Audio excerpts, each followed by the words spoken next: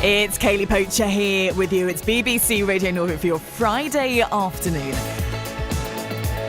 And I think you know by now, I love my food. But there's certain foods that do it for me. There's certain foods that just never let me down. They're fail-safe.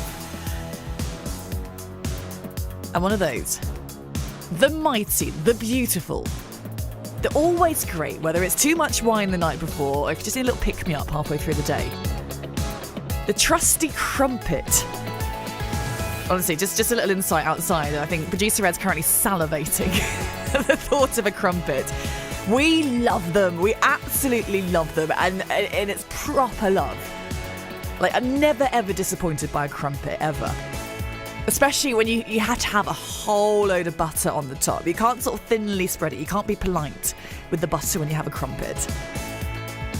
You have to have a whole mountain on the top. And if by the time you've nearly finished the crumpet, there's not kind of what I like to call kind of butter stew at the bottom where all the melted butter's fallen through and the plate's full of it, that's the way to have a crumpet.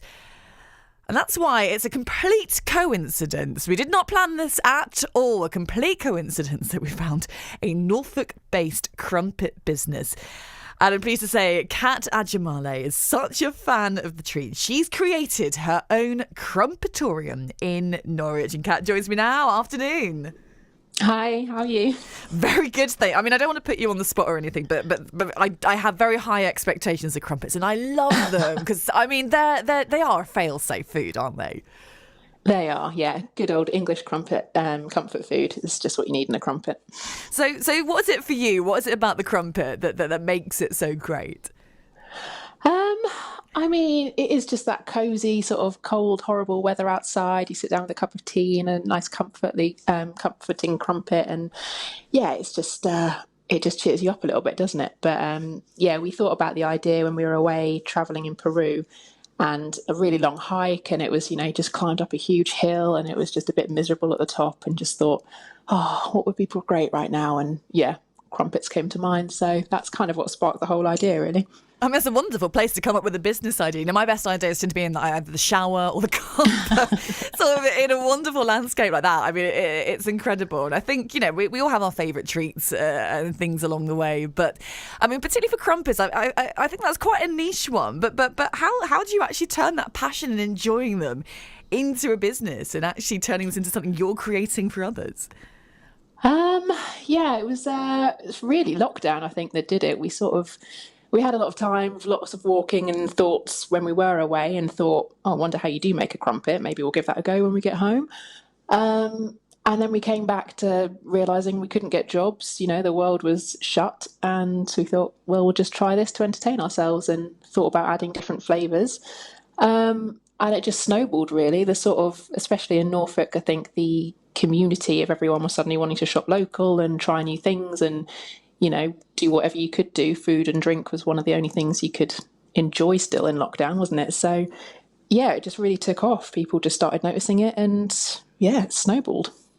Because I think we often like to keep to the traditional, don't we? But actually, I mean, crumpet is something I've never really thought about experimenting with. I had a friend that used to put jam on her crumpets, and I used to think she was mad because to me it didn't go. But actually, you know, sweet crumpets, playing about with the flavours, there's a lot of fun to be had there. Yeah, definitely. I think anything you can do with, you know, a scone or something like that. I mean, I'm a sweet tooth anyway, so chuck chocolate in something and I'm sold. But yeah, I just thought anything that's going to be hot with butter, what's going to taste good with that, really? So yeah, the world's your oyster. So especially the amount of butter I put on a crumpet. It's not healthy at all, but I do love it. So what kind of flavours do you do, Kat? We've got the standard flavours are cheese, original, ginger, chocolate chip and chocolate orange. And then we do seasonal ones. So right now we've got the mince pie one out for Christmas. Easter, there's a hot cross crumpet. In the summer is a sun-dried tomato and feta. And I'll probably try some sort of autumny pumpkin spiced or something next year as well. So I'm looking at one now. I think it's the bin and blue crumpet, which, I mean, that looks very tasty. Yeah. Can I see a pot of Marmite as well? Is there a Marmite crumpet? There's not a Marmite crumpet. I just think Marmite's so good on top. Some things you don't need to mess with. So yeah, you can add that if you want. The world's your oyster, really, isn't it? Because you could go anywhere with this when it comes to flavours. Yeah. So, it must be real fun just kind of sitting down and thinking, you know what am I going to turn a crumpet into this time? Yeah, we get so many, people messaging me, friends and things like, oh, we should do this one, you should do that one. And, I just have to think about what is a simple enough flavour to incorporate, because you don't want to knock out all the bubbles when you're mixing it in. So it's trying to keep the ingredients simple but strong enough. And yeah, what's gonna work and what's not gonna make my life too difficult either. I love the fact there's a pairing selection as well, so you can also pair with various marmalades and things. These are really posh crumpets, aren't they? Yeah, they're stepping up a little notch. I do get, some people being like, oh, but we could just spend a tiny bit in the supermarket. I was like, well, you can do that, that's fine. But if you want a special occasion, these are the crumpets for you. And so we have the Crumpetorium. So, as a word, the Crumpetorium is a brilliant name. So actually, what's it like inside the Crumpetorium? It's a bit of a madhouse. There's a lot of equipment, a lot of boxes. I still run the business from home. So, it's sort of having that spare bedroom full of stuff for markets and sending things off. And yeah, it's a bit crazy when we're actually cooking. But yeah, it's fun. It's fun. And it's an incredible journey as well. Just going sort of back to thinking, oh, you know what? We really want a crumpet right now. Could you have ever imagined, that this is where it would go? No, definitely not.